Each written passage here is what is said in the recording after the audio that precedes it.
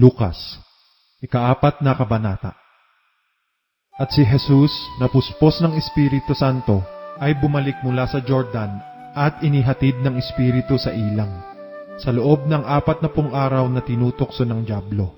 At hindi siya kumain ng anuman ng mga araw na yaon, at nang maganap ang mga yaon ay nagutom siya. At sinabi sa kanya ng dyablo, "Kung ikaw ang anak ng Diyos, ipag-utos mo na ang batong ito ay maging tinapay." At sinagot siya ni Jesus, "Nasusulat, hindi sa tinapay lamang mabubuhay ang tao." At iniakyat pa siya niya at ipinakita sa kanya sa sandaling panahon ang lahat ng mga kaharian sa sanglibutan.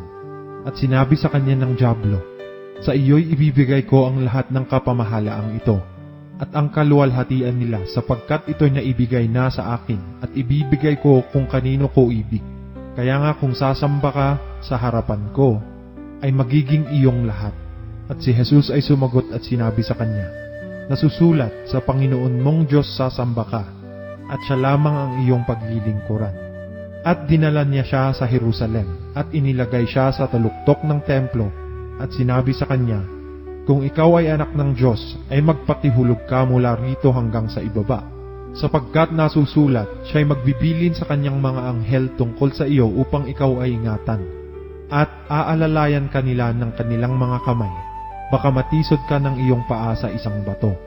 At pagsagot ni Jesus ay sinabi sa kanya, "Nasasabi, huwag mong tutuksohin ang Panginoon mong Diyos." At nang matapos ng dyablo ang lahat ng pagtukso, ay hiniwalayan siya niya ng ilang panahon, at bumalik si Jesus sa Galilea sa kapangyarihan ng Espiritu, at kumalat ang kabantugan tungkol sa kanya sa palibot ng buong lupain. At nagtuturo siya sa mga sinagoga nila na niluluwalhati ng lahat. At siya'y napasa Nazaret sa kanyang nilakhan, at ayon sa kanyang kaugalian siya'y pumasok sa sinagoga ng araw ng Sabat, at nagtindig upang bumasa. At ibinigay sa kanya ang aklat ng propeta Isaias, at binuklat niya ang aklat, na nasumpungan niya ang dakong kinasusulatan, "Sumasa akin ang Espiritu ng Panginoon, sapagkat ako'y pinahiran niya upang ipangaral ang mabubuting balita sa mga dukha.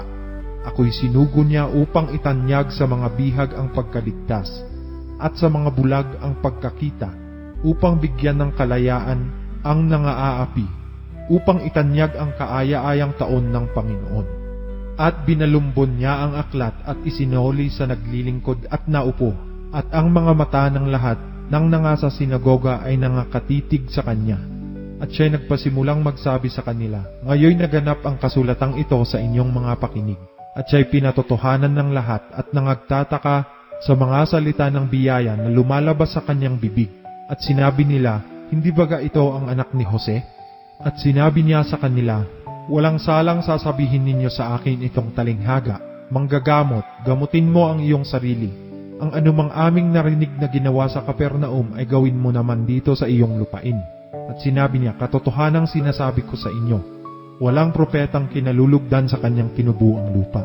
Tatapwat katotohanang sinasabi ko sa inyo, maraming mga baong babae sa Israel ng mga araw ni Elias, nang sarhan ang langit sa loob ng 3 taon at 6 na buwan, noong datnan ng malaking kagutom ang buong sangkalupaan.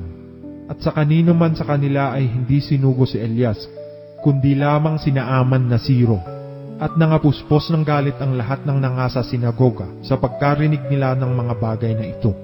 At sila'y nagsitindig at ipinagtabuyan siya sa labas ng bayan, at dinala siya hanggang sa ibabaw ng taluktok ng gulod na kinatatayuan ng kanilang bayan, upang siya'y maibulid nila ng patiwari. Datapwat pagdaraan niya sa gitna nila ay yumaon ng kanyang lakad. At siya'y bumaba ng Kapernaum na isang bayan ng Galilea, at sila'y tinuruan niya sa araw ng Sabat. At nangagtaka sila sa kanyang aral, sapagkat may kapamahalaan ang kanyang salita. At sa sinagoga ay may isang lalaki na may espiritu ng karumal-dumal na demonyo, at siya'y sumigaw ng malakas na tinig, "Ah, anong mayroon kami sa iyo, Jesus, ikaw na Nazareno? Naparito ka baga upang kami iyong puksain? Nakikilala ko ikaw kung sino ka, ang banal ng Diyos." At sinaway siya ni Jesus na sinasabi, "Tumahimik ka," at lumabas ka sa kanya. At nang siya'y mailugbok ng demonyo sa gitna, ay lumabas siya sa kanya na hindi siya sinaktan. At silang lahat ay nangagtaka at nagsalitaan ang isa't isa, na nangagsasabi, "Anong salita kaya ito? sapagkat siya na may kapamahalaan at kapangyarihan ay naguutos sa mga karumal-dumal na espiritu at nagsisilabas sila. At kumakalat ang alingaw-ngaw tungkol sa kanya sa lahat ng dako sa palibot-libot ng lupain yaon. At siya'y nagtindig sa sinagoga at pumasok sa bahay ni Simon, at nilalagnat na mainam ang biyan ng babae ni Simon at siya'y kanilang ipinamanhik sa kanya. At tinunghan niya siya, at sinaway ang lagnat, at inibsan siya, at siya'y nagtindig pagdaka at naglingkod sa kanila. At nang lumulubog na ang araw, ang lahat na may mga sakit ng sari-saring karamdaman ay dinala sa kanya, at ipinatong niya ang kanyang mga kamay sa bawat isa sa kanila, at sila'y pinagaling.